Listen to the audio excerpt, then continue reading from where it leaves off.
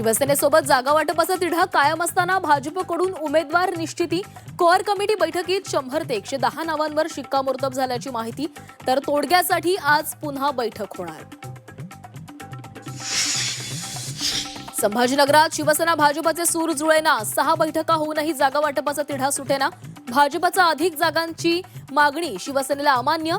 आजच्या बैठकीत तोडगा निघणार का याकडे लक्ष।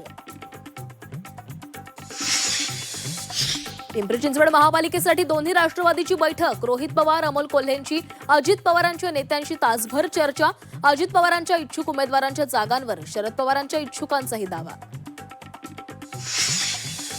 मुंबईत काँग्रेसची 227 जागा लढण्याची तयारी। 2 दिवसात उमेदवार यादी जाहीर होण्याची शक्यता। तर शरद पवारांसोबत आघाडीसाठी काँग्रेसचे प्रयत्न। नाशकात युती असूनही ठाकरे बंधूंच्या सभा वेगळ्या दिवशी होणार। हुतात्मा कान्हेरे मैदान वेगवेगळ्या तारखांना बुक। ठाकरेंना एका मंचावर पाहण्याचं नाशिककरांचं स्वप्न अपूर्ण।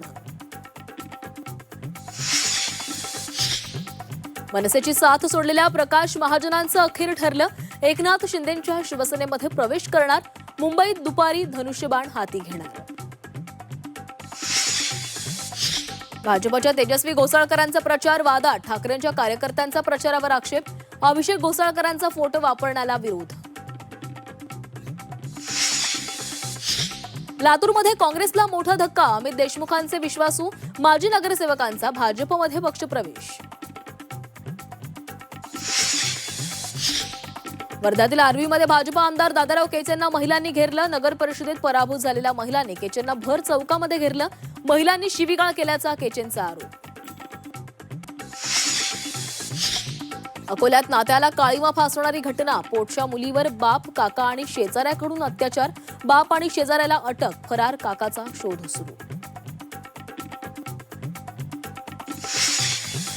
नववर्षाच्या स्वागतासाठी 31 डिसेंबरच्या मध्यरात्री 1 वाजेपर्यंत मद्य विक्रीची दुकानं खुली राहणार। बार क्लबमध्ये पहाटे 5 वाजेपर्यंत मद्यसेवनास परवानगी।